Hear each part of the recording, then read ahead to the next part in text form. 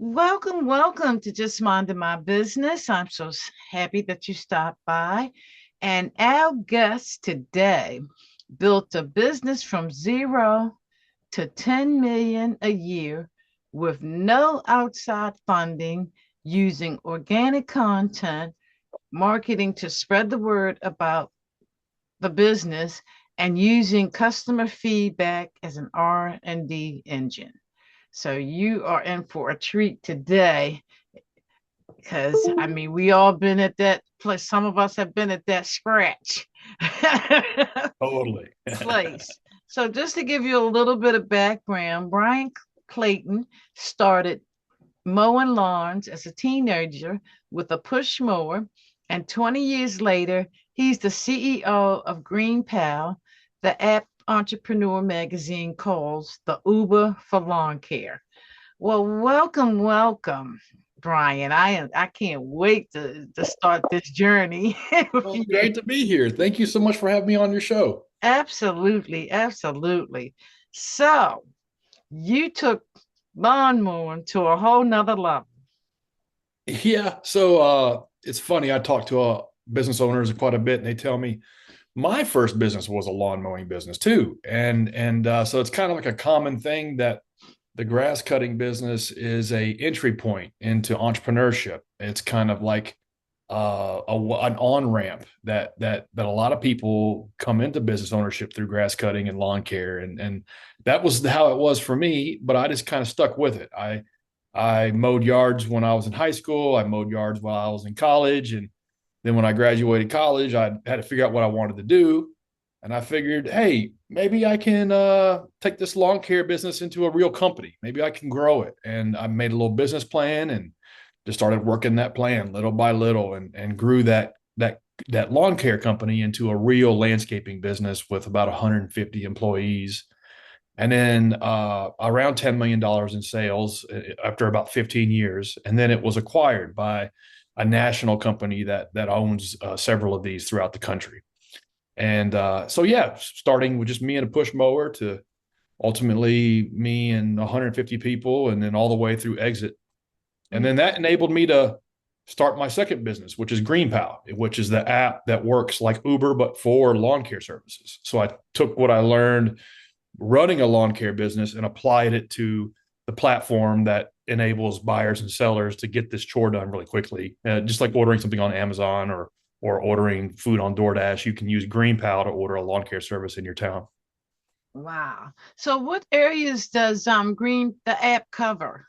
We've been around about 10 years. We're a 10, 11 year overnight success. And we started off just in Nashville, Tennessee, where I live, and then started slowly growing and expanding city by city. And now we're in every major city in the United States, around 300 cities total. You can use GreenPal to get a lawn mowing service. Wow. Are you in Pennsylvania?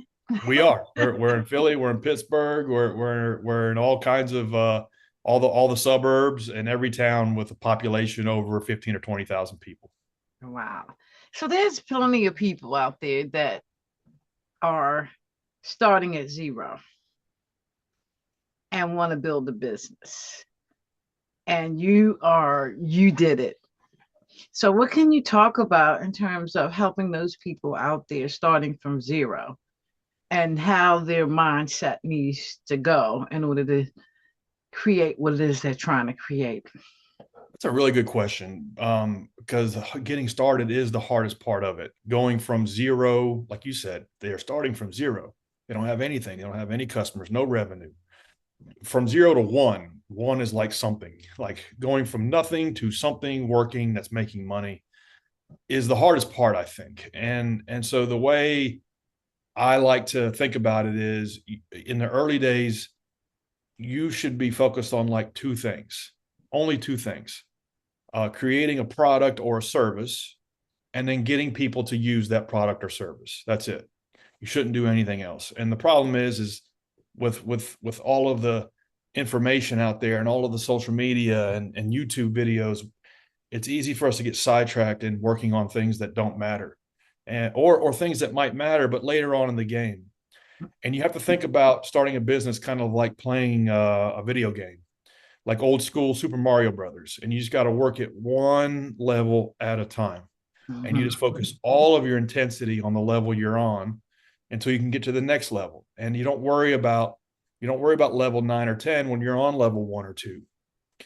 To use Super Mario Brothers, you don't worry about Bowser until you get to level 10. And the problem is a lot of people worry about levels that they're not on. And so in the early days, you're focusing your heart and soul on those two things, building a product or service and then getting people to use it. And nothing matters until you can do those two things.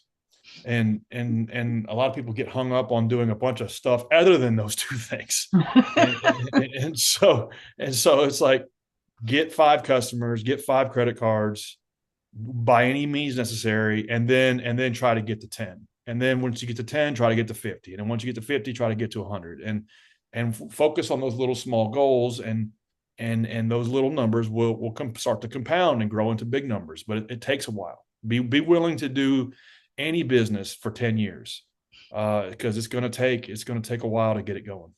Yes, and I like what you talked about, focus on those two things because, like you said, there's so much chatter. Mm. Everybody, you need to do this, you need to do that.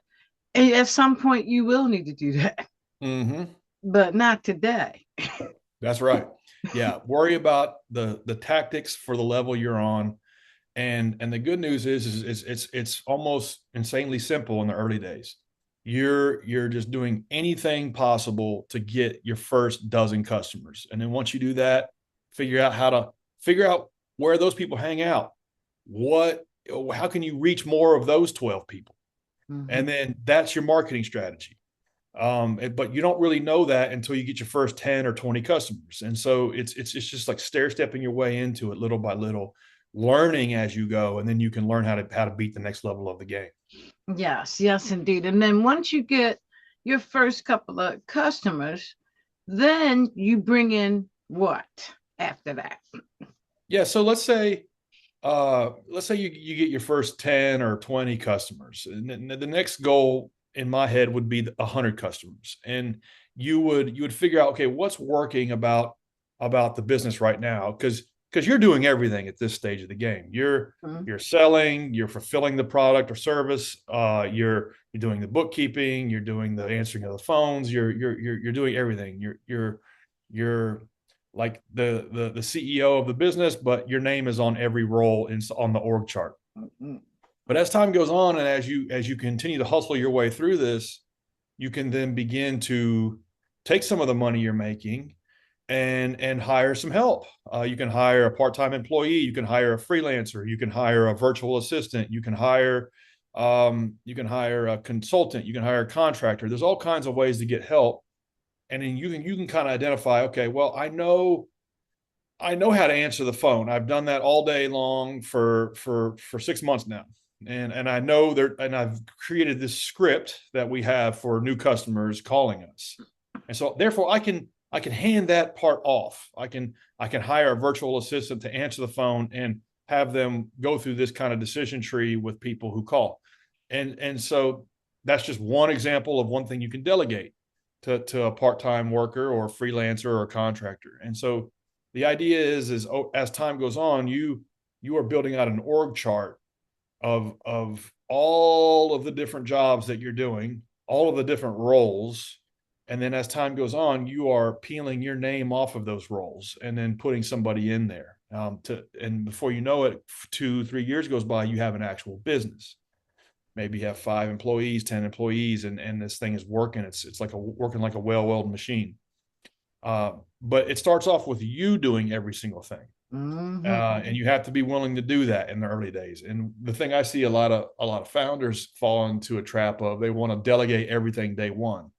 They didn't start a business to work harder. And the fact is you're going to work a lot harder. I saw a funny meme the other day.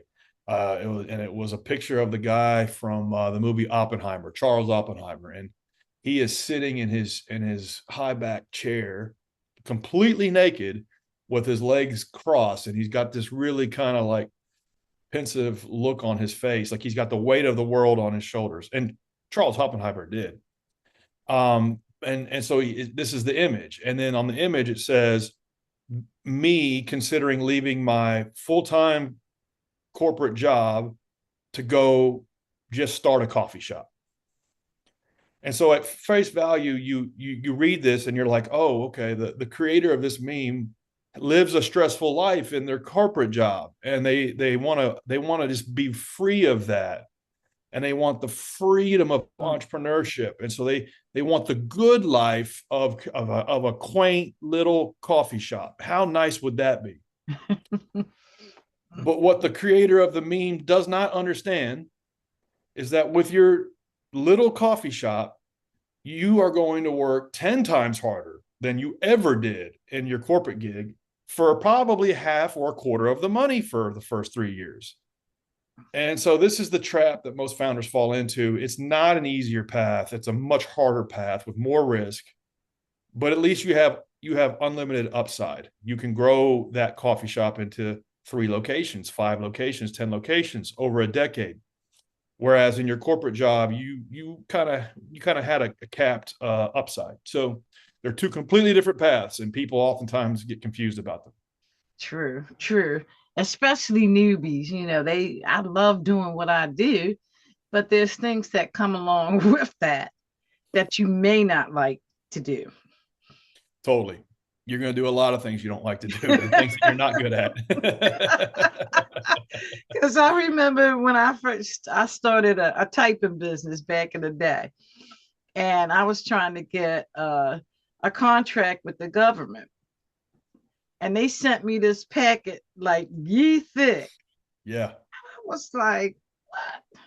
I don't want to mess with this. I don't want to go through all this crap. Right. And But you got to do it. I had to do a what is it? Like a balance sheet. Yeah. I didn't know nothing about no balance sheet. Yeah. Yeah. But you had to learn it. And I had to And learn it. But and yeah. the internet wasn't nothing like it is now when I was looking No, at that. no. And It that was people like, always ask me if it's easier or harder to start a business now. It's so much easier than it was when I was starting in the 90s. You have all of the world's information at your fingertips. yes. And I have a saying that I use when I run in GreenPal, and it's real simple. It's stop being lazy and ask ChatGPT. Because a lot of times, and I'm guilty of this, a lot of times we don't do a certain thing, or we avoid doing a certain thing, or we kind of half-ass work through a problem just off the riff, like off the cuff, like off the top of the head. When in fact we could go to ChatGPT and thoroughly explain the problem we're dealing with and really get into the nuances and talk to it like it's a human being. And it'll give us a much better plan of attack and really maybe even the answers to our problem, and that we can then go execute. But the problem is when you ask ChatGPT, it's going to give you a bunch of stuff to do. And that's really the problem. The problem is not there isn't information out there or we don't know how to do this stuff. The problem is really we don't want to do it. And so Right. we avoid the answers to the questions. So that's why I literally have it in my notes. Stop being lazy and ask ChatGPT. It can solve pretty much every problem that and put you to work. True, true. Because you're so right. Because back in the day, we had none of that. I None of that. mean, And then you did have an excuse then. Like you, if you're sitting here in 1995 or 96 or 97 and you didn't know how to run a balance sheet, well, then you literally all you could do was just go to the library yep. and check out a book on accounting and try to like thumb through that. How do you even know you're checking out the right book? And that was your only choice, or you could go like pay an accountant a bunch of money to do it. Right. But if you don't have any money, then so it's like that was you had those were your two options. Now you can take a picture of the form or the instructions, upload to ChatGPT, and it will tell you step by step. And if you don't understand it, say, hey, I don't understand that. Talk to me like I'm an eighth grader. And it'll break it. I do this, and it breaks it down to where there's Yes. literally no excuse these days, and I use this Yes. every day running GreenPal. Our team is 55 people, and I have to ram this down at people's throats to use it because it does up level you to punch above your weight. It definitely does for me. Yes. Yes, indeed. So, GreenPal, how do people get the app? How do they? get that? Yeah, anywhere in the United States, you need a lawn mowing service. You just go to greenpal.com. You pop your address in the box in the center of the screen, and then you start getting quotes for lawn mowing services from lawn care companies nearby you that want your business, and so you can compare those quotes, uh, and then read the reviews about them that other people that have used GreenPal had to say about them, and then you can also see how often they show up on time, how often they're getting booked for subsequent lawn mowing visits, and this kind of gives you an idea of who's the best fit for you in your neighborhood. And then you hire them, they come out and mow your yard, and then you pay them right through the app. And it's the only way to get a lawn mowing service without even making a phone call. Wow. So it's almost like Angie. Yeah, Angie's List is similar, but Angie's List is a great place for names and phone numbers, and Right. maybe even some reviews and maybe some ballpark prices. But you're not going to be able to find them, schedule them. They actually Okay. show up on the day they're supposed to, and then pay them all from your smartphone. GreenPal is the only way to do that for lawn mowing service. But if you need like a painting contractor or a roofer or a pressure washer or a pool service, like Angie's List is good for that. Thumbtack's good for that. But if you want to get a good deal on lawn mowing and not have to like call all over town and leave a bunch of Mhm. voicemails, GreenPal is the best in the world for that. Okay. So you like a one-stop shop for lawnmowers. They That's right. It's like just like or using DoorDash or Instacart or Uber. It's like the only way to get that done by just pushing a button. Now Instacart is good, but Instacart can't get you uh, the cheapest Chinese food in town or something. okay. So every app has its own kind of use case, Mm-hmm. and GreenPal's use case is that weekly or every 2 week lawn mowing, just making that as easy and as cost effective as possible. Well, that was a good idea. I it, say so myself. it was one. I was solving my own problem when I built it because I had been in the landscaping business for 15 years, and so I kind of had that information to go on. But I'll be honest with you, it was a lot harder than I had anticipated at the outset. Nobody tells you this, but when you're building a technology product, a tech company, you're usually inventing something brand new that does not exist. And so Mm-hmm. that's a lot more difficult than running a traditional business, like a landscaping business. So Yeah. I was not expecting some of the challenges I faced. But, like I was talking about earlier, as we were building GreenPal, we just focused on one level at a time and worked at one Mhm. level and didn't worry about anything else.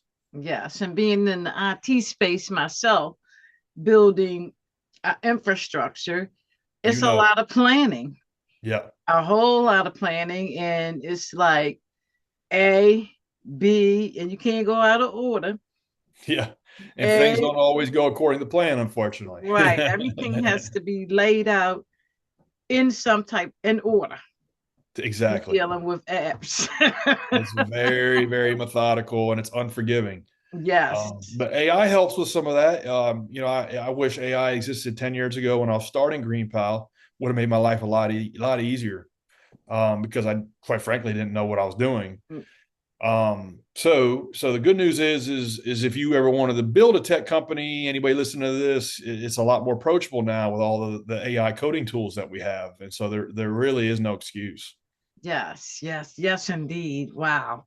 So that I'm like really when I looked at your bio, I'm like, oh my God, this is so interesting. You know, and every kid just about in this country mow lawns. Yeah, yeah, and if they didn't, then you're like, what the heck's wrong with you? That was GoFundMe back in my day. Right.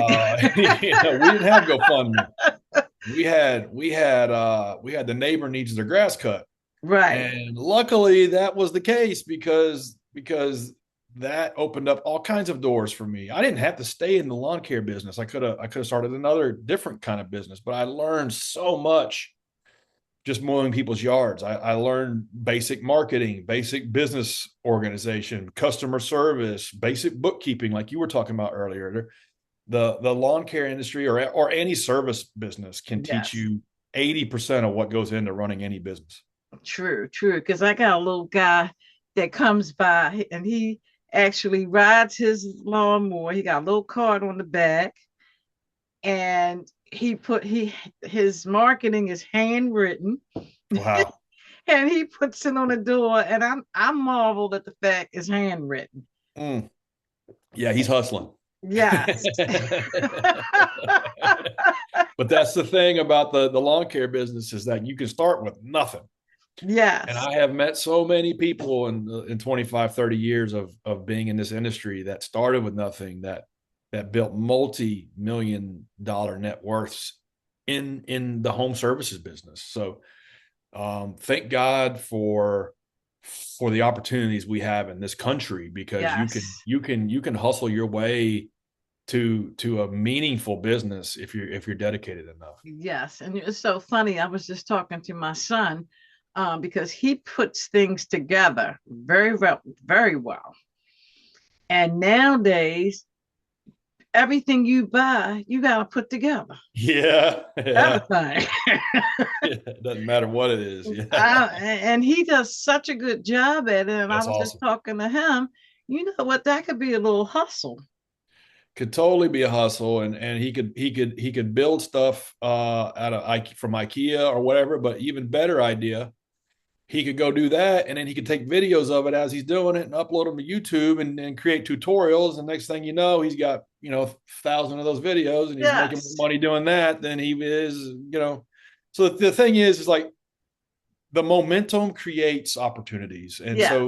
so just by him going out doing something like that, it would create more opportunities. And that's how it's been for me in Yes. 30 years of business. When I started my landscaping business, it created opportunities for other things. When I sold it, it created the opportunity to start GreenPal. And now that I'm building GreenPal, I'm in the tech world, so there's all kinds of other opportunities I'm exposed to. Yes. If I didn't do any of that, my life would have been much different, and it wouldn't have I wouldn't have been able to accomplish the things I've been able to accomplish. Yes. And it's just having the idea, taking what you've learned from what you know and expanding upon it. That's right. And like I said earlier, working the levels of the game, you learn a little bit and you get to the next level. The things that beat level 3 won't beat level 4. And maybe if you're stuck on level 4, it's because your skills haven't grown. You got to work on yourself. You got to read some books. You got to go to YouTube Mm-hmm. University. You got to get the skills you need to get through level 4. So that's Yes. one of the beautiful things about this journey, is that it causes you to be a better person. At least it has for me. Yes, absolutely, absolutely. Because I just had him put a greenhouse up together for me, and I took pictures and I sent it to all my friends. That was my Mother's Day present, that he Nice. put that together for me, and they absolutely loved it. They was like, "Oh, William got skills." Nice. Nice. I love it. I So love it. now, what'll happen if any one of them buy a greenhouse? He gonna get the call. Yes. I love it. Wow, All kinds Eric. of good stuff came out of that project. Yeah, yeah, and I was so happy about it, and he's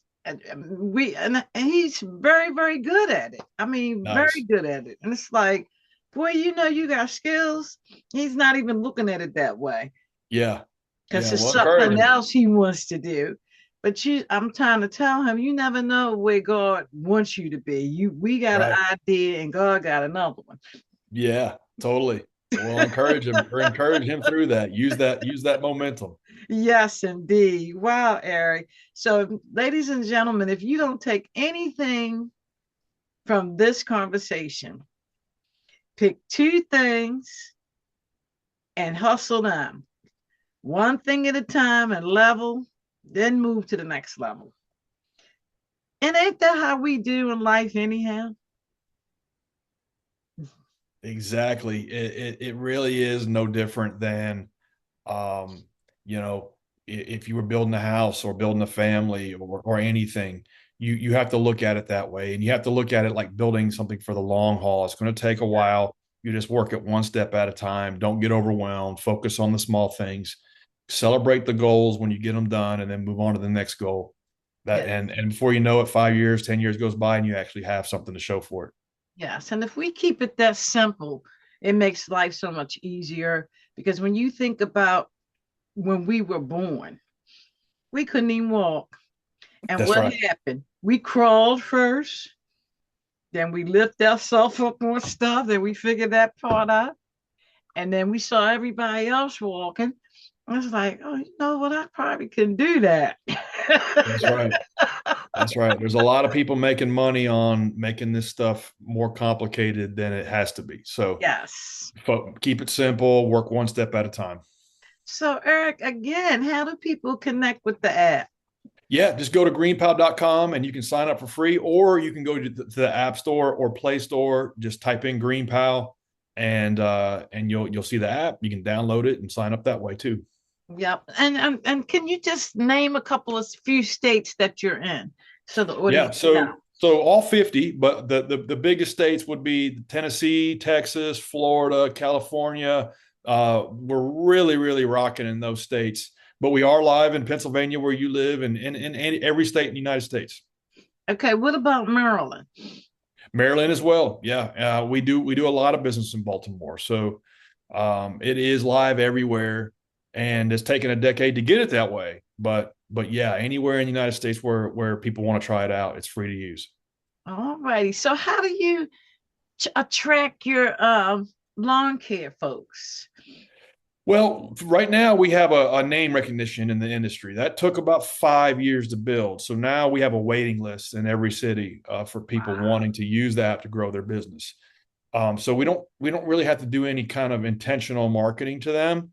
It kind of word of mouth takes care of itself. Now on the consumer side, we attract consumers to use the platform through social media, through content marketing, through Google searches, ChatGPT searches, things like that. Where if somebody's looking for a lawn mowing service nearby them, GreenPal pops up as one of the options they can consider to quickly get quotes and hire somebody to cut their grass for them. Okay.